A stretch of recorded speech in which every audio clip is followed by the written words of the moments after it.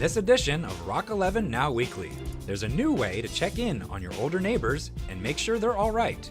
We'll tell you about it. Plus, meet Rockville's finest at this year's open house. And a project to improve Rockville's ponds requires moving some of its longtime residents. And we found them a new home. More news more often, right now. This is Rock 11 Now Weekly, so let's get into it. Keeping an eye on your aging neighbors in Rockville just got easier. Maryland has become the first state to start a free opt-in telephone service to make daily calls to its older residents. It's called Senior Call Check, and here's how it works. Any Maryland resident 65 years or older with access to a phone can register. Every day, an automated telephone call is made to the resident at a scheduled time between 8 a.m. and 4 p.m. If they don't answer that first call, or up to 2 follow-up calls, a phone call is then made to notify an assigned person to check up on their friend. This program does not alert 911 or provide a live operator, but it does serve as an early warning system.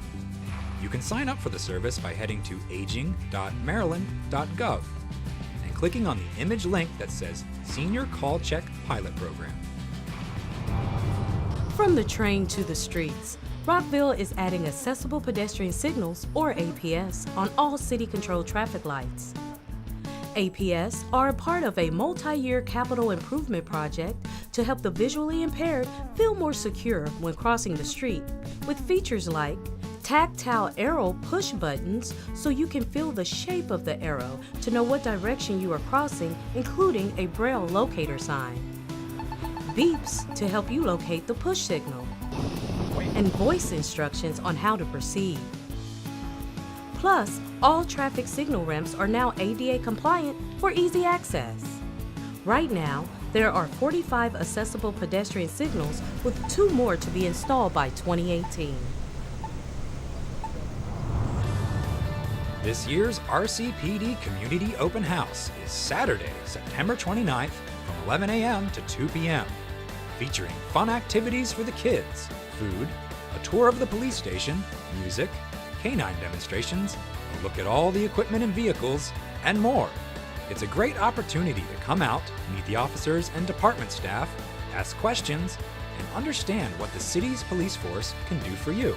For more information about this year's open house, call 240-314-8910. Still to come on Rock 11 Now Weekly. An army of volunteers helps some of Rockville's turtles find a new home. We'll tell you why it's winning kudos from the community.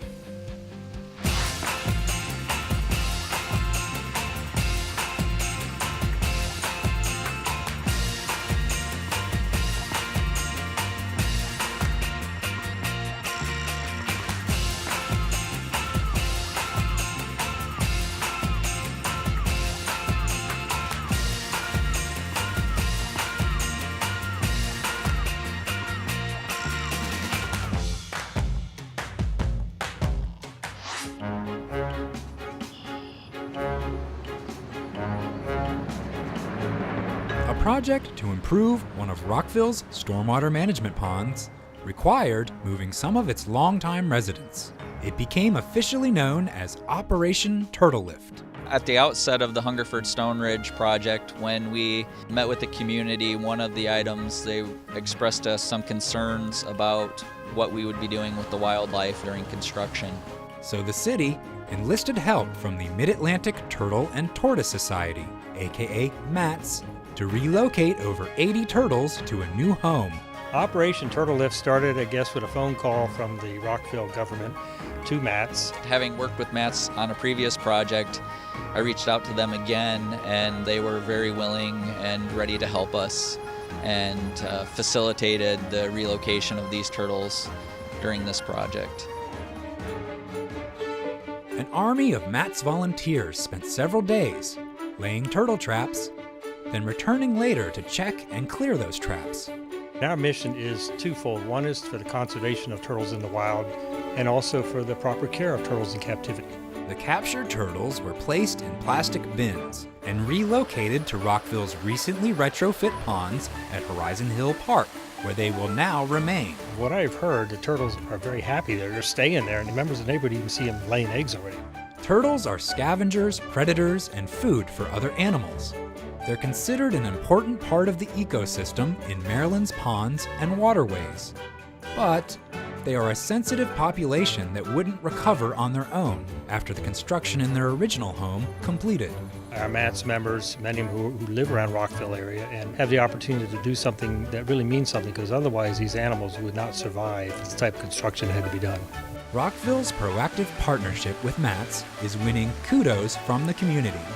Working with MATS was tremendous. The community support we had was tremendous, and everybody seemed to understand why we were doing it and the importance of doing it. I was proud of Rockville. Being a born and raised Rockville native, I was happy to know that people in our government and people in our city will think about the wildlife and the animals. Best of all, it wasn't a case of all work and no play. It was literally fun for us. It wasn't a job, it wasn't anything else. It was fun for us to do. It wasn't work for them at all, and they were telling us how great we were for engaging them to help us with this. This successful collaboration between two caring causes acts as an example that Rockville's local government has a heart. It worked out very nicely. We hope that MATS can continue to be the go-to organization for situations like this. As long as MATS wants to help us, we've got other ponds that we need to work in. To learn more about the Hungerford Stone Ridge Project, head to rockvillemd.gov/Hungerford Stone Ridge Project. That's going to do it for this edition of Rock 11 Now Weekly. Remember, you can check out the latest happenings on our online newsletter at rockvillereports.com. And join in the conversation and check out our posts by signing up for Nextdoor at nextdoor.com. And keep up with Rockville 11 by subscribing to our City of Rockville YouTube channel. And you can follow us on Twitter at Rockville11, on Instagram at city_of_Rockville, and like us on Facebook. For the entire Rock 11 Now Weekly team, I'm Craig Buchanan. Until next week, Rockville.